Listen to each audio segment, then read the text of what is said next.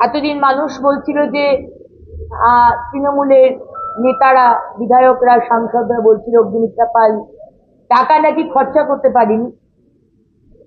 আমার তৃণমূলের নেতাদের জবাবদিহি করার কোনো ইন্টেনশন নেই, ইচ্ছেও নেই। কিন্তু আসানসোলের দক্ষিণ মানুষ যারা আমাকে ভোট দিয়ে জিতিয়েছিলেন, আজকে 5 বছরে আমি কি কি কাজ করেছি আমার বিইউপি ফান্ড থেকে, তার অক্ষরে অক্ষরে হিসেব আপনাদের সামনে তুলে ধরলাম।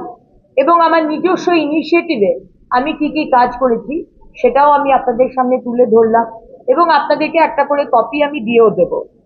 এছাড়াও যেটা আমি করেছি সেটা হচ্ছে সবসময় অন্যায়ের প্রতিবাদ।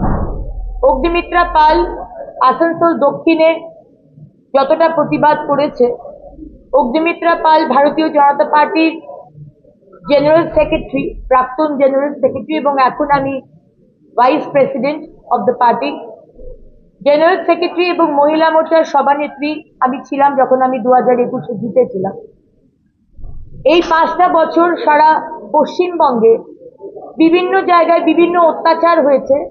মমতা ব্যানার্জি এবং তৃণমূল সরকার অনিয়ম করেছে, করাপশন করেছে, মহিলাদের ধর্ষণ করা হয়েছে, আমাদের কর্মী এবং সাধারণ মানুষকে খুন করা হয়েছে, এবং সেখানে আমি দৌড়ে বেরিয়েছি, বিচারের আশায় প্রতিবাদ করেছি। কদিন আগেই তিরাট গ্রামে পঞ্চায়েতে অবৈধ বালি পরিবহনের কারণে একটি সাধারণ গরিব মানুষ, আদিবাসী ভাই, তার মৃত্যু হয়। এবং আমি এবং আমার সমস্ত ভারতীয় জনতা পার্টির কার্যকর্তা বৃন্দ এবং আদিবাসী সমাজের মা বোনেরা রাত্রি 2টো অবধি আমরা রাস্তা অবরোধ করে প্রশাসন এবং পুলিশের ওপর চাপ সৃষ্টি করে আমরা বলেছি যে পরিবারটায় একটা ছোট্ট শিশু আছে, সেও বিকলাঙ্গ, তার স্ত্রীর পেটে বাচ্চা, তার স্ত্রীও একটি ছোট্ট মেয়ে, বেশি বয়সী নয়, আর তার বুড়ো মা, বাবা মা। পুলিশ যেটা সবসময় বলে আসে যে আমরা দেখে নেব, ইনভেস্টিগেশন হচ্ছে, আমরা বিচারের ব্যবস্থা করছি, কিন্তু আমাদের সেই ধৈর্য ছিল না। আমাদের কমিটমেন্ট দরকার ছিল, এবং রাত 2টো অবধি সেখানে বসে আমরা পরিবারের কাছে বেশ কিছুটা অর্থ আমরা আদায় করে তাদের হাতে তুলে দিতে সক্ষম হয়েছি।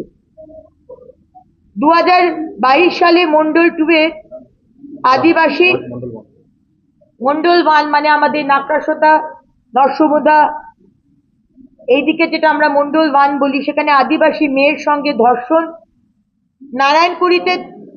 নারায়ণপুরীর খনিতে ধস নামার ফলে প্রায় 5-6 জনের মৃত্যু হয়েছিল।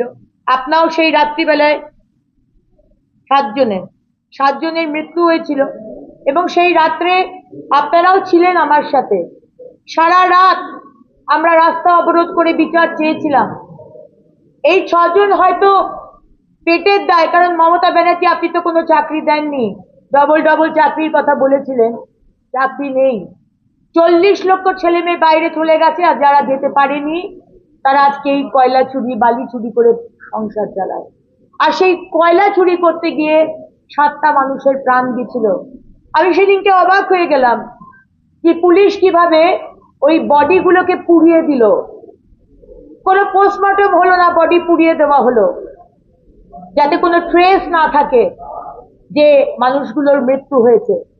কিন্তু ভারতীয় জনতা পার্টি এবং আমার সম্মানীয় বিরোধী দলনেতা প্রত্যেকটি পরিবারের হাতে 2 লাখ টাকা, বলে না 5 লাখ টাকা, 5 লাখ টাকা করে পরিবারের হাতে তুলে দিয়েছিলেন। সেই রাত্রিবেলায় কিন্তু ভারতীয় জনতা পার্টি ওই নারায়ণপুরীর অভাগা মানুষগুলোর পাশে দাঁড়িয়েছিল।